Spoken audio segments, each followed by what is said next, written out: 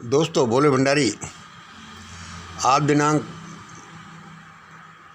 20 अक्टूबर 2021 है। ये अपना पहला संभाषण है आज की देववाणी, जनवाणी, मंगलवाणी। देखो दोस्तों, अब मुझे आदत सी पड़ गई है, बिना एक वीडियो दिए मेरे खाना नहीं पचता। और खाना तो क्या, ये कॉफ़ी भी नहीं पचती।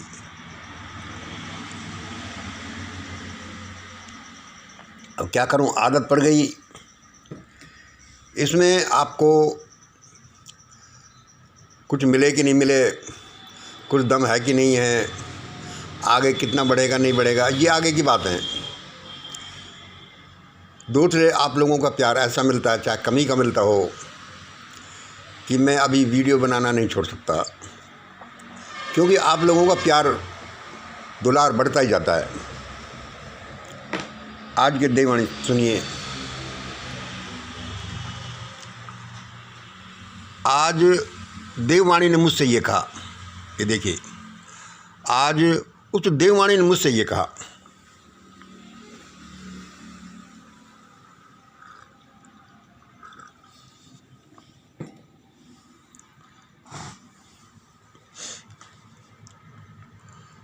आज उस देववाणी ने मुझसे ये कहा। पहला नंबर सुनिए। मंगल, तुम अपना स्टाइल बदलो। यहाँ 100% सच नहीं चलता, यहाँ 100% सच नहीं चलता। तुम ऐसे चलाओ, ऐसे बेचो। सत्य को भी बेचना है तो यहाँ ऐसे बेचो। मंगल, यहाँ 100% सच नहीं चलता, तुम इसको ऐसे चलाओ या ऐसे बेचो। देखो, ये हमारा वो ट्रायंगल बेस्ड, षड्यंत्र बेस्ड है। 0 ± 0 वो डिवाइन है, एक नंबर है, जो सच है। इसको तुम 99% तक चलाओ। अच्छा जी। और ये जो झूठ है, इसको 10% तो चल नहीं दो। लेकिन ये झूठ भी किस रूप में चलाओगे, ये ध्यान रखो कि वह झूठ मीठी हो, कल्याणकारी हो, और उसमें भी वैज्ञानिकता हो। मंगल, तुम्हारा ये सच का सच नहीं चल सकती जब तक इसमें तुम थोड़ा बहुत झूठ नहीं मिलाओगे, क्योंकि 100% सच की जगह तो ये दुनिया है ही नहीं। यदि 100% सच हो जाए तो वह फिर स्वर्ग की, पैराडाइज की चीज़ होगी, वहाँ फिर अलग डायमेंशन होगी। इसलिए आप ऐसा मत करो। और फिर उसने मुझे पूरी चाकआउट प्लान बताई, चाकआउट देववाणी ने, कि मंगल ऐसा ऐसा करो। क्योंकि आज और भी बोलना है, इसलिए पूरा चाका प्लान तो मेरे पास है। अब आगे सुनिए। और उस देववाणी ने कहा, मंगल, इस मिशन ग्रेट इंडिया के, इस मिशन ग्रेट इंडिया, भाई देखो जैसा वो बोलता है, मैं लिख देता हूँ। मिशन ग्रेट इंडिया के स्टार्टिंग हीरो हीरोइंस, इस मिशन ग्रेट इंडिया के स्टार्टिंग हीरो हीरोइंस कौन? जैसे नीलकमल जी,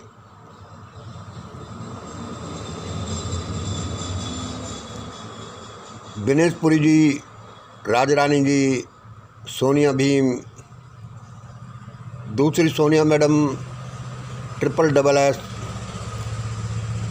SK गोस्वामी, संजय कुमार और कनोडिया साहब इत्यादि को मत भूलना। कभी भी आपका प्रोग्राम हो तो देखो, इनकी जगह आगे से आगे सुरक्षित रहेगी। मैंने कहा, सर, देववाणी को मैंने बोला कि मैं ऐसा ही ध्यान रखूँगा, क्योंकि इनकी हिम्मत, इनकी प्रेरणा,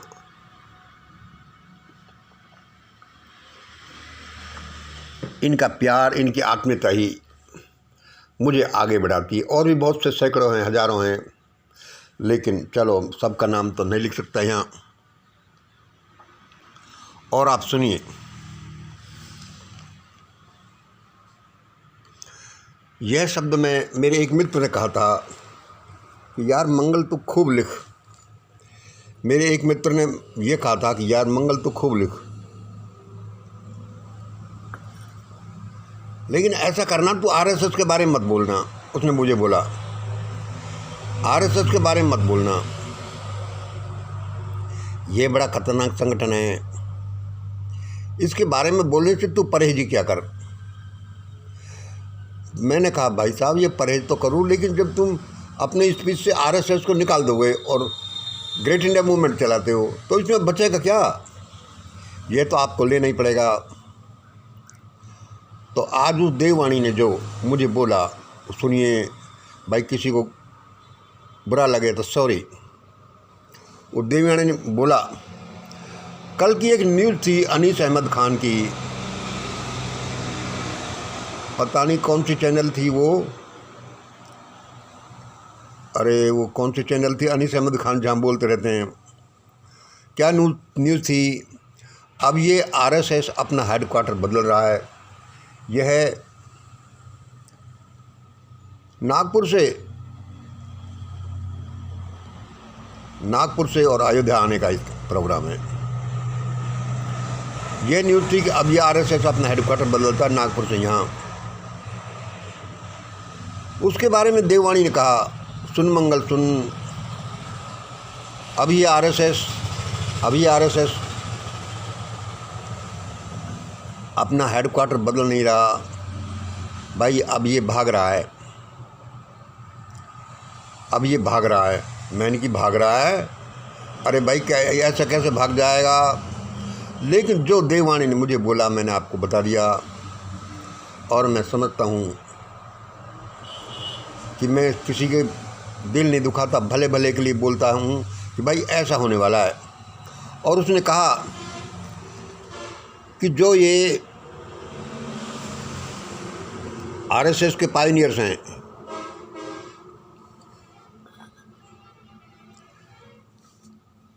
जैसे कोई एक हैं नितिन एस, एक है कुलश्रेष्ठ,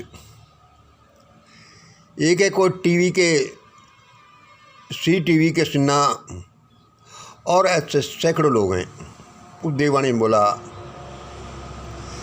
कि ये देखो ज़्यादा उछल कूद मचाने वाले, ये कोई नितिन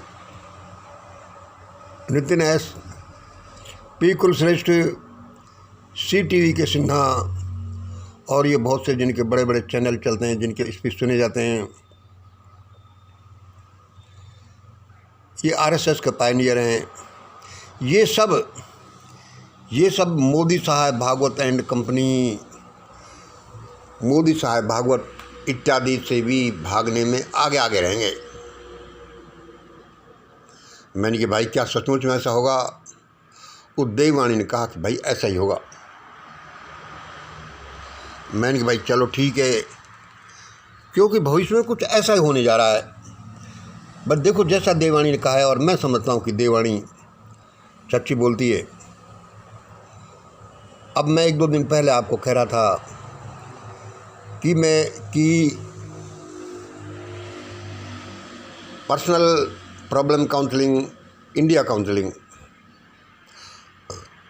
एंड डिवाइन काउंसलिंग, अब मैं आज तक बोलता ही इंडिया काउंसलिंग के बारे में रहा हूँ कि भाई भारत में चेंज होना चाहिए। मुझे कल परसों भगवान ने बताया, देववाणी ने बताया कि भाई जब तक पर्सनल काउंसलिंग को भी आप नहीं चलाओगे कुछ नहीं होने वाला। सबसे पहले तो लोगों को ये चाहिए कि यह उनके व्यक्तिगत फ़ायदे में किस तरह से है।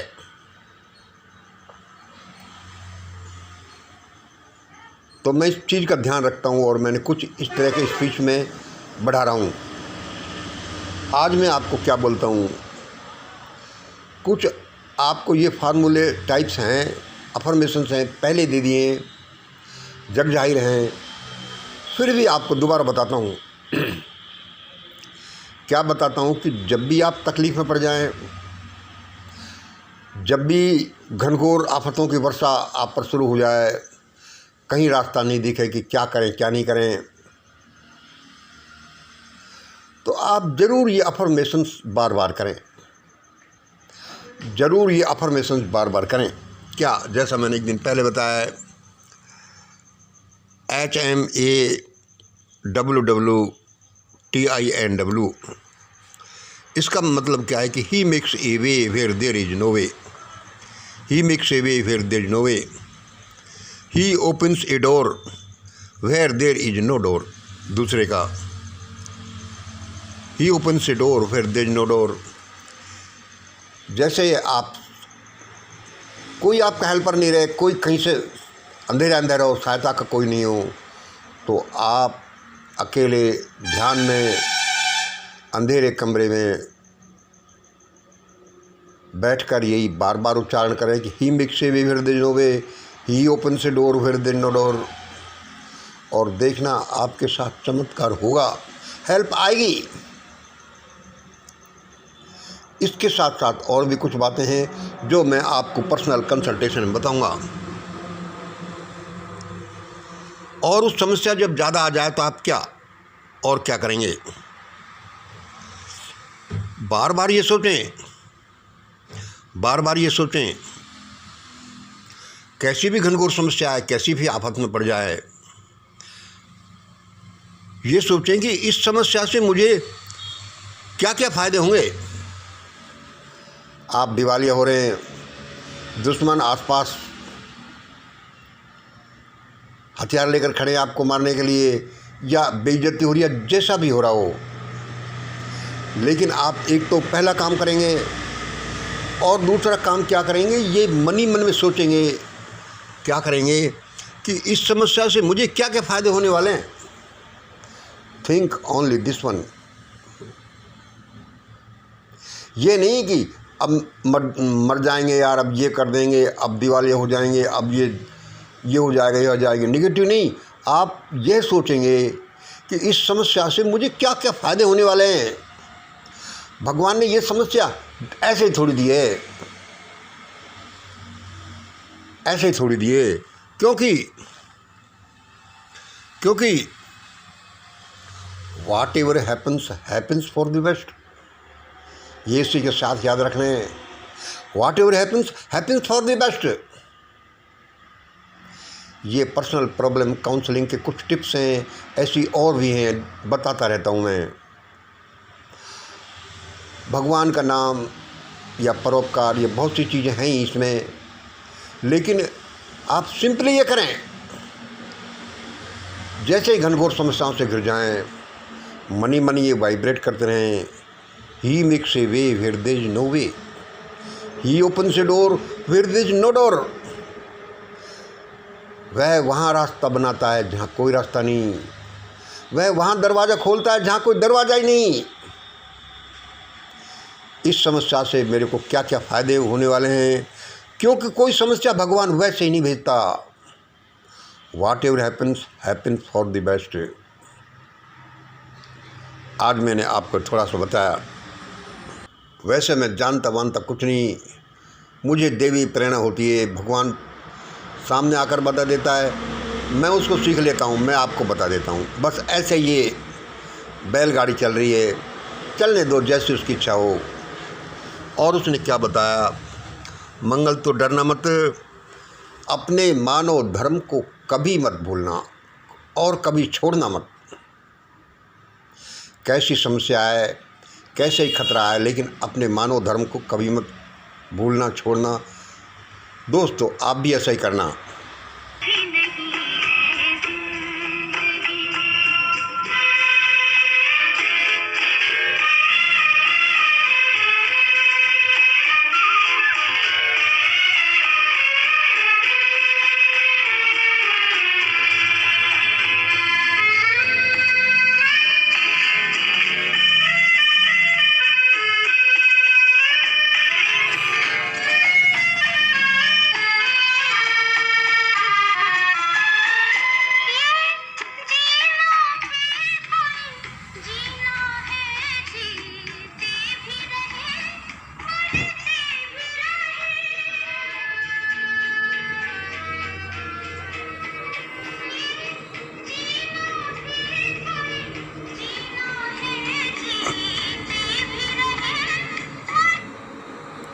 अब देखो,